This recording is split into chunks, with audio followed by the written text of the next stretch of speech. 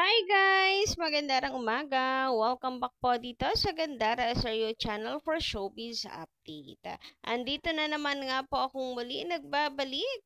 Ang nagmamaganda ninyong kachismosang Kim Pao, wala na pong iba si Gandara upang magatid sa inyo ng latest update and fresh happenings patungkol kina Kim Chiu and Paolo Avellino. And dahil morning na naman, another good news ang atin pong ibabalita. Paano ba naman isang maanghang na banat mula kina Kim and Paolo Avellino patungkol sa kumakalat na balita, issues, chismis patungkol sa kanila. Ang dami kaya niyan. And grabehan, bawing-bawi naman talaga tayo sa dark phase ng buhay natin. Okay, talaga makabuhay naman, ilang araw lang naman. Pero yes, bawing-bawi naman talaga yung mga ramdaman nating lungkot, inis, stress itong mga nakaraang araw. I love this. Grabehan yan.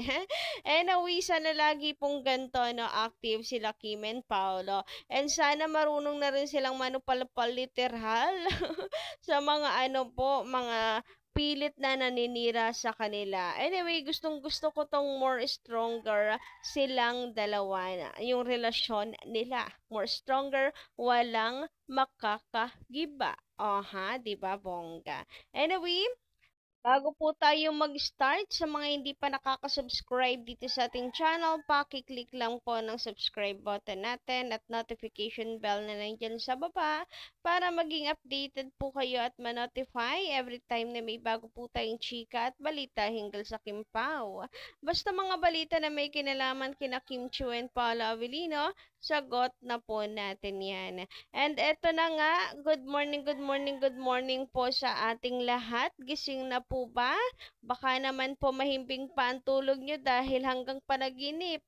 Sinusundan kayo ng Kim Pao, ha? Grabehan nga yun. Huwag kayong mag-alala, parehas tayo. Ay, ikaw ba naman i-flex ni Paolo Avellino? Ikaw ba naman i-flex ng isang Kim Chiu? Ayun, Kim Pao natagpo ang piniflex ang isa't isa. Hoy, grabehan. O, di ba sinong hindi magiging masaya ang tulog niyan? Talagang hanggang panaginip, Kim Pao pa rin.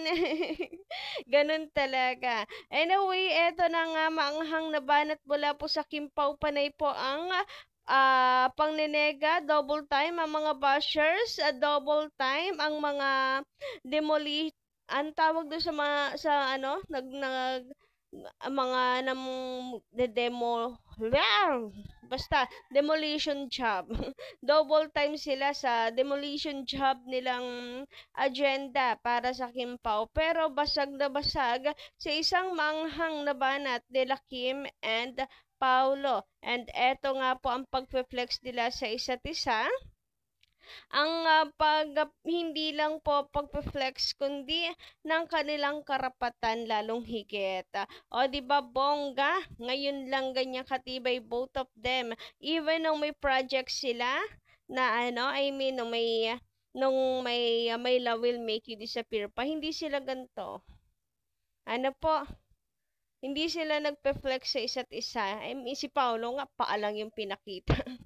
Paalang ni Kim Chiu pinakita. Pero ngayon, both of them, piniflex ang isa't isa. Pagbibigay ng assurance sa isa't isa. Ano ba naman yan mga bashers?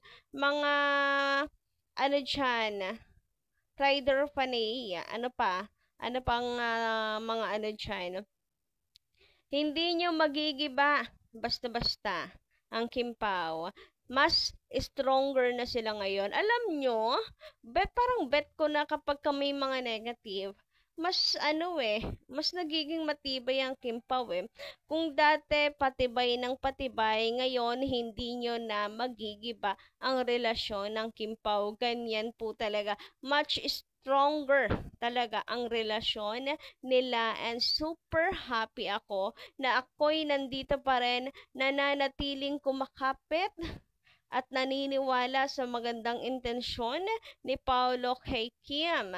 So, legit na yung relasyon talaga ng dalawang ito. Nag-flex na sa isa't isa. Sabi nga maganda talaga yung may common denominator. And ang Kim Pao talaga may common denominator. Ano man pong dilubyo ang dumating, Guys, hindi nyo matitibag na ngayon ang Kim Pao. Mas matibay na sila. Thank you so much sa inyo. Mas tumibay palalo ang relasyon ng Kim Pao. Mas pinatibay sila ng panahon. Mas pinatibay sila ng mga pagsubok na dumarating sa kanila. O, diba? Ayan, lalo tuloy tumatapang lang ang Kim Pao. Sa sunod na niyan ay 100%. Na ngayon, nasa ano na po tayo? 75%. Masasabi ko nasa 75% na tayo ng exciting part, ang announcement ng Kim Pao. O di ba konting kembot na lang to 100% pag-amin ng kanilang relasyon. Andito na tayo peak na to ng paggalaw ng baso ng Kim Pao. For me lang naman, and sana ganun din yung inyong napapansin sa kanilang dalawa. Bet na bet ko nga talaga tong ano na to manghang na banat nila Kim and Paolo sa mga bashers na yan. Sorry na lamang po kayo dahil hindi nyo talaga magigibana ang Kim Pao. Di ba nga po mga kakimpaw, ang sarap pong isipin na may progress tayo unti-unti. Dati yung nasa 45% tayo, yung patibay ng patibay. Then ngayon, 75% na. Hindi na magigiba. Dati pinapatibay pa ang relasyon, ngayon solido na matibay na kaya hindi na magigiba. Ay, bongga! O ha? O ha? Paano mga bashers? Iyak na lamang? Sorry na lang. Andito pa rin kami na nagmamahal kila Kim and Paolo at balak nyo man kaming anayin. Abay, ano po kami? Mga magagaling po kaming lumangoy. So, hindi nyo malulubog ang ship na to. Yes! O siya, sakay na lamang din kayo sa barko namin. At ang aming kapitan ay ang Kim Pao. Hoy, grabihan. Sorry na lang. This ship is so matibay kahit dumaan man ang bagyo. And hindi kami malulunod kahit pilitin yung itaob ang barko. Kami babalik at babalik sa aming barko na matibay, na matatag. Talaga naman nga yan. Sakay na lang din kayo para hindi kayo na-stress sa buhay ninyo. Kaysa naman sa na-stress kayo para nakikita ang Kim Pao, lagi nyo lang din naman nakikita ang Kim Pao, di gamitin nyo na lang picture ng Kim Pao, videos ng Kim Pao para inyong happy feel. Kaysa naman sa kabaliktaran, yun yung nararamdaman. Kung stress, sa lagi inyong nakikita ang videos and pictures, tapos stress ang nararamdaman nyo. Di lugi kayo, di ba? Sakit pa yung inabot nyo. O siya, sige, think wisely. Ay! Eme. Anyway, sabi naman po dito ni Madam Marlene Acorda, magandang umaga. Shoutout Madam Marlene. Ngayon pa nga lang si Kim lang ang hawak na Star Magic para nang ginigipit ang Kim Pao. Much more pagpipirma pati si Paolo ng kontrata. Hindi na siya makakatanggi. So, ayan. Hay nako. Alam niyo, wag muna natin pong isipin ito. Ano? As long as sila Kim and Paolo naman patuloy po nagbibigay ng assurance. And siguro matalino naman po sila ang Star Magic. Matalino naman siguro ang ABS-CBN po, guys. Pagdating sa business, ang tagal na nila sa business industry. Matalino naman po siguro sila. Hindi naman siguro nila ilulubog yung alam nilang bankable, kasalukuyang bankable sa kanila. Am I right? And today, that is Kim Pao. Yun lang yung masasabi ko. Samantala, sabi naman ni Madam Irene Marcelino, magandang ano po sa inyo, umaga, Madam Irene. Sabi niya, hindi pwede sila buwakin kasi love teams sila.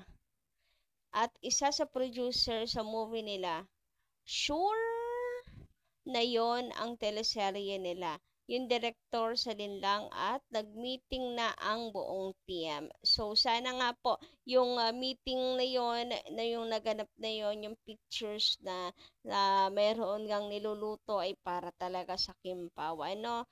Pero gusto ko pa ring magantay, announcement mismo galing po kina Kim and Paolo. Yung sigurado na may aasahan po tayo. Mahirap na, ang hirap nga kasi na parating umasa tapos masasaktan lamang tayo. Pag nandyan na, ang full support naman natin ay nariyan parate para kina Kim and Paolo. Samantala, sabi naman ni Horizon, yung inilabas na nakita ng Kim Pao movie ay hindi kapanipaniwala sa nangyayari. Ngayon ay may kinalaman ang ABS-CBN. Pipirma sa kontrata si Paolo upang ipartner sa iba. Ang idadahilan mababa ang kita ng Kim Pao, planado ang lahat.